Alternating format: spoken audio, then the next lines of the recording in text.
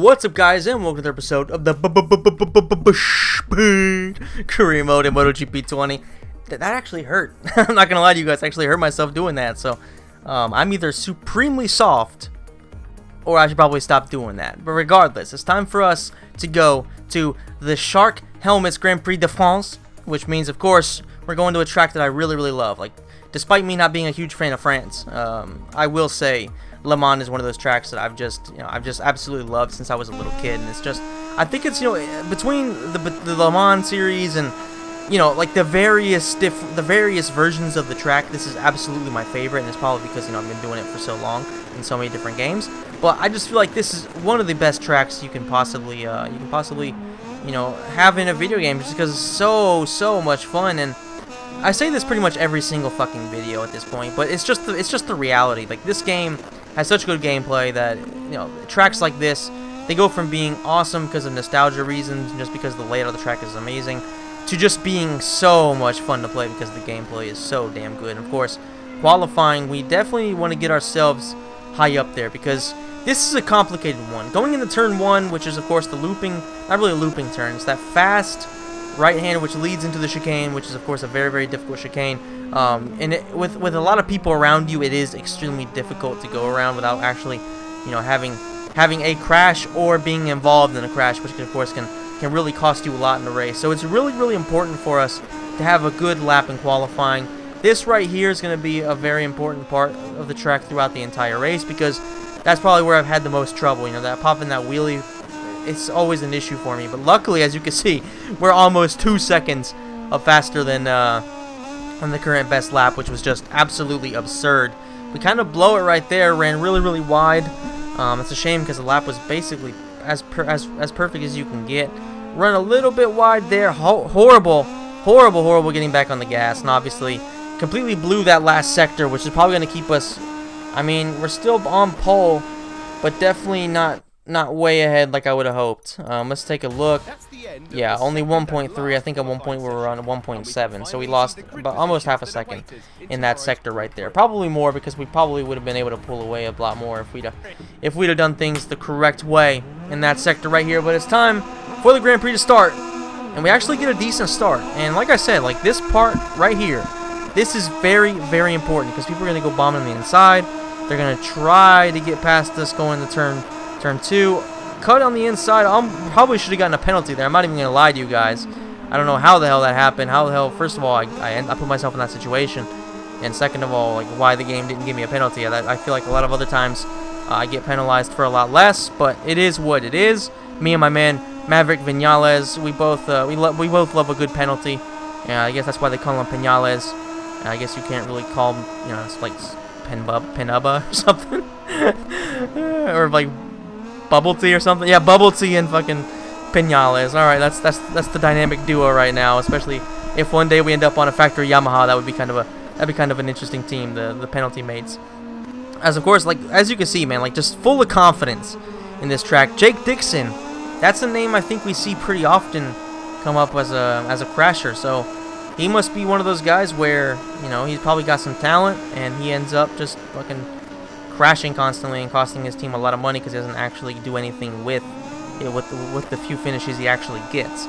But we have a decent lead already over Bastianini. Almost an entire second, which I didn't expect, to be honest. Like, of course, at the beginning of every race, we kind of say the same thing, which is, first of all, the gameplay is amazing. We always say that. And second of all, having just a very full fuel tank, that does make it difficult in the early part of the race to get anything going.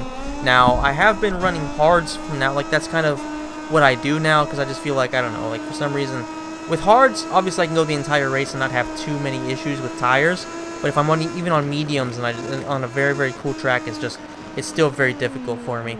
And I'm going on hards, and I don't know, I just feel like the bike is working extremely well. You can just kind of see how he went through that first chicane.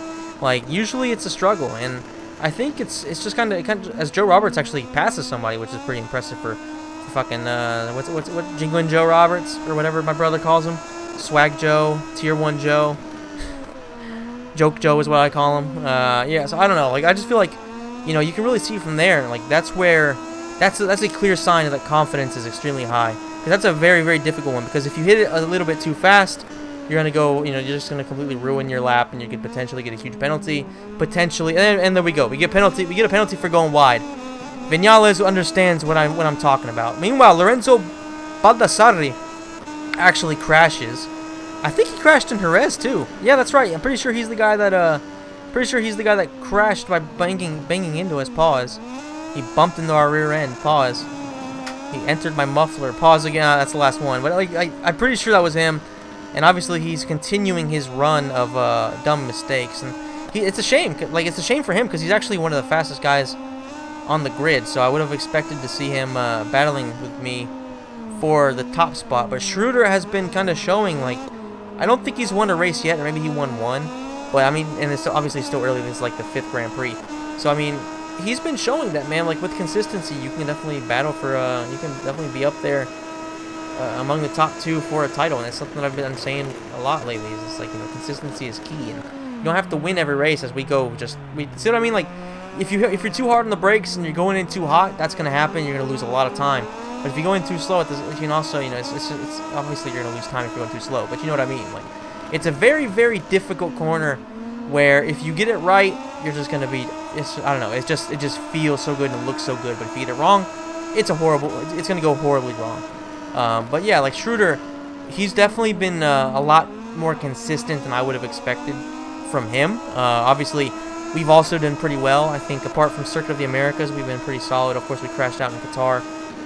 Where we crashed in Qatar, not crashed out because, we finished the race. But, I mean, we've been pretty good here. We've actually won 2 in a row in Argentina and in Jerez. So, it'd be kind of cool to make it 3 in a row. I'm not going to lie to you guys. That would be huge for us. And that would go a long way in us actually, again, putting together a very early lead for the championship. I'm not really seeing Schroeder's name pop up anywhere. So, Marini is right behind us. So, not right behind us. He's kind of far back. I mean, at 0.8, it's still, you can definitely still catch up to us, especially as you can see, already starting to struggle a little bit with the rear tires, sliding a lot more, having a hard time already, which is kind of weird because on the hards, I think we're on hards. I mean, it usually, you can be pretty consistent with it. And I've been using hards even on the cooler tracks, like I said, just because I don't really trust the mediums, especially because, how much you use up the rear tire, that is actually directly affected by how much you upgrade the bike. And obviously, because this is hopefully a one-season wonder with Moto2, because if we win the championship, we're going to move up immediately. I'm not going too hard in the development of the bike because I don't want to, I don't want to put in a ton of effort to develop a bike that I'm not actually going to use next season. You know what I'm saying? Like, I honestly have no idea if it carries over. I would assume so, because you're still using the same bike, you're on the same exact team, so it doesn't really make any sense for you to lose it. But I don't know, I just don't want to put in that kind of time to do every development test every weekend and make the almost perfect bikes. So we'll save that for MotoGP.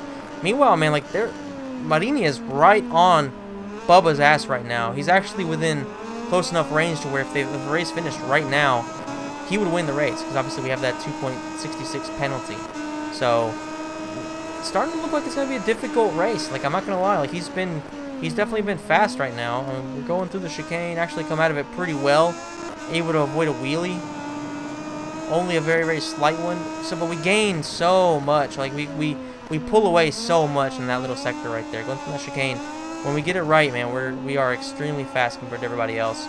A little bit wide in that corner right there as we go into the last 2 turns, and this is where the race could be decided. Like these 2 turns right there, that's another difficult sector.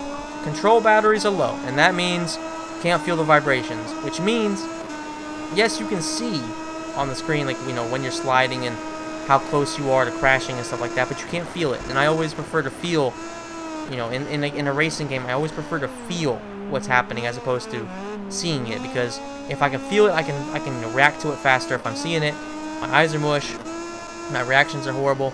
So I mean, it's always more difficult, and you can definitely tell it's frustrating me a little bit because ran wide there. Luckily, it's a corner where you can run wide and still get a good drive out of it. As a couple of hairpins in a row, this is kind of the same type of thing. I like to run it wide and then cut it in, and then get a nice hard drive coming out of it, and hopefully, they'll put up a little bit of a gap here, because They are dangerously close. Marini's backed up to 1.3. That was actually a phenomenal first sector for us.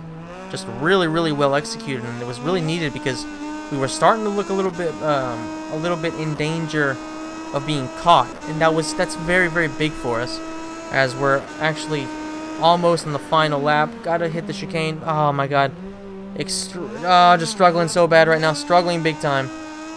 Come out of the corner, still able to keep an okay lap, 1.5, but there's no way it's still that. Run wide again. Luckily, you can just kind of fix it a little bit as we head into the last two corners. Very difficult. If you go a little bit wide, you can hit the dirt. That'll slow you down big time. Luckily, able to do pretty well. Almost got a penalty. Definitely need to push in this last lap. Going up to power 2. 1.6 fuel left. That was actually the fastest lap of the race, too, which is kind of strange considering I don't feel like it was a fast lap, but have to nail the chicane. If we can nail the chicane, then we pretty much win. First, oh my god, dude, executed to perfection. That might be the best I've ever done that chicane. I'm not even going to lie to you guys. That might be the best I've ever done that chicane in any game ever. So that's huge. A 2-second gap put together right there. Jesus, we made a gain of second just going from that chicane. And it's all just about cruising and not making a mistake now. Just, keep it smooth. Essentially, don't crash. I mean, we can make some mistakes and we would probably still win this race. So, just have to keep it smooth and just try to focus on doing our thing. Going through right here, we have a 2.5-second gap. Almost got another penalty there. Cutting it way, way, way too close. Don't even want to take a chance of getting a penalty because, obviously, I mean, we have a good gap, but that could change in an instant if we make a big mistake. And of course, you can also get penalties for going wide, which is just extremely bizarre to me. Going through the second chicane. Do pretty well going through it. I'm not going to lie to you guys. Only had a very slight wheelie. Gotten a lot better of controlling the throttle and not, and letting our anti-wheelie do its job, but also doing our part of it, which is definitely extremely helpful. Come out of that corner with essentially no slide, which is obviously huge for us. Going into the next to last, and then now the last corner. Perfectly done. Just an absolutely dominant race here. I don't think we were second a single time throughout the entire race. I'm pretty sure we dominated from start to finish, which is just absolutely massive for us. I think that might be the very best performance Bubba has ever had in this series, and definitely in Moto2. I mean, just unstoppable today. 136.3 was his fastest time. The next best time I see right there is a 136.9 by Schroeder. No, a 136.4 by Bidzicki. So there were some people who were able to keep up with Bubba in terms of their fastest lap, but overall, man, Bubba was just too consistent, too dominant, and he wasn't. There was just nobody was really going to be able to do anything to him. And now we have a 20-point lead, 94 to 74. After that, Marini has 57. So Bubba has a pretty decent lead right now. He's looking good, feeling very confident. Next track is Mugello, which is of course my personal favorite track on the entire calendar, and I very, very, very much look forward to seeing what Bubba can do on Mugello. Very confident going into it, and obviously if we can continue this run of form, continue to get wins, then really the sky's the limit. I mean, we're looking just very, very good in this division. And the thing that's kind of confusing me the most is, like, Moto3, obviously the bikes are so much less powerful. It's easier. They're easy to ride. But somehow I feel so much faster, so much more confident, and just so much more in my element on Moto2 than I do in Moto3. Maybe because in Moto3 it really is all about corner speed, whereas in Moto2 it's a lot. I don't know. It just feels like it fits my style a lot more, and I very much look forward to MotoGP. And a lot of it could also do with the fact that I have a very, very good bike, so which we didn't have in Moto3. So I hope you guys enjoyed this video. I know I did. If you did, please enjoy it. Please hit the like button, subscribe to the channel, hit the notification bell, and let me know in the comments what you think of Bubba so far and whether or not you think you can get a factor ride in MotoGP. Thank you guys so much for watching, and I'll see you in the next one.